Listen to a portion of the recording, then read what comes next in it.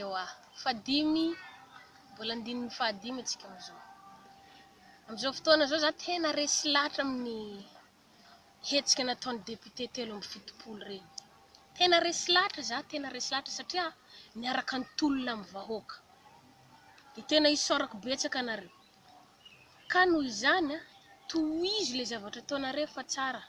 Satria anareo mba nisan'ny ray aman-dreny ihany koa eto amin'ny tanàna, eto amin'ny firenena. Ka noho izany mba manentana anareo zay fa aza atao ohatra ny fitondran'ny hery rajion'Arimampianina tsy ny vahoaka malagasy. Fa raha ohatra ka mbola manao fitondran'ny hery rajion'Arimampianina dia nisan'ny manohatra anareo zay satria vahoaka malagasy fa mahatsapa mijaly. Ka mba mangataka anareo zany zahay mba ataovy mirindra ny fitondrana. Aza manao fitondrana mitongilana tsony. Dia mba mangataka tompoko raha toa ka mety. Ataovy mirindra ny fitondrana. Alaminy ny fitondrana. Aza manao ohatra ny fitondran'ny hery tsony.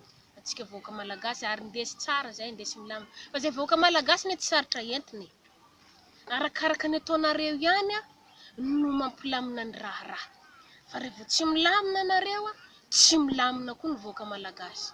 Ka tena misaotra betsaka anareo zay ry député solombavam-bahoaka 370 mianadahy. Tena mankasitraka anareo zay fa tena niara-nitolona aminay vahoaka malagasy anareo. Ary tena resy lahatra faratampony zaho.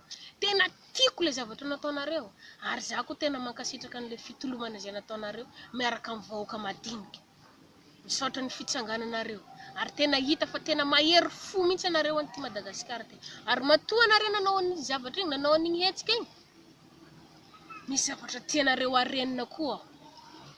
Ka mangataka an'izay fanarenina zay zahay zay vahoaka malagasy indrindra fa zahay tanora reto. Zahay ny tsy sarotra atao ray aman-dreny. Fa zahay tena mora hentina. Ohatra ny ataonareo mitondra ny zanakareo zahay tonga dia efa milamina atsika. Ka mankasitraka anareo zahay député. Tena misaotra betsaka anareo mihitsy zahay le fitolomana zay nataonareo teo. Fa somary nasiatsiaka moa za iny fa le fitondrana tsy dia nilamina loatra. Le fitondran'ny hery rajion'Arimampianina ka iny no nampasiaka anahy. Fa tsy adinareo loatra ny tiako tenenina fa hery mihitsy. Satria efa leo zahay. Miala ve ny fitondrana raiky dia mandeha amin'ny fitondrana raiky dia vono olona ihany ao dia famonoana olona ihany. Famarotana tanindrazana ihany. Tena leo zahay.